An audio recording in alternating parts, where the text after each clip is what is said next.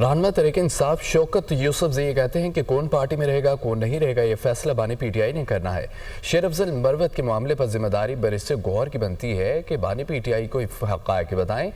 Programme tonight में summer Abbas में गुफ्तगू करते हुए शौकत यूसुफजई का कहना था कि अलीमीन गंडापुर और जुनेद अकबर एक पेज पर हैं। 26वीं आईनी तरमीम पर पार्टी के खिलाफ वोट देने वालों के खिलाफ कार्रवाई न करने का तासुब दुरुस्त नहीं है। मौलाना फजल रहमान कहते हैं कि हुकूमत नाजायज़ है तो इस हुकूमत को घर भेजने के लिए इस एक नुक्ते पर उन्हें पीटीआई का साथ देना होगा।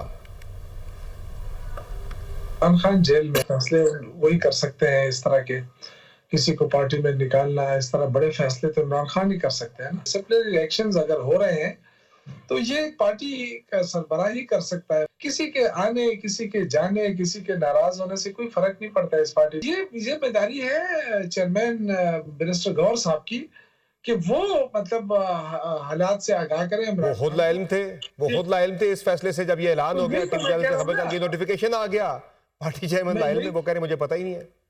मैं यही अर्ज कर रहा हूँ कि उनको इस पे जरूर बात करनी चाहिए खान साहब के साथ। मैंने खुद सुना है उनको कि उन्होंने कहा कि जी मेरे इल्म में नहीं है। अगर चेयरमैन के इल्म में नहीं है तो फिर उनको बात तो करनी चाहिए कम से कम इमरान खान के साथ। अगर हो सकता है किसी ने अगर मिसगाइड किया हो तो देखिए, शेर अफजल मरवत पार्टी का वर्कर है और उनकी कुर्बानियां भी है, लेकिन डिसिप्लिन से ऊपर तो कोई भी नहीं।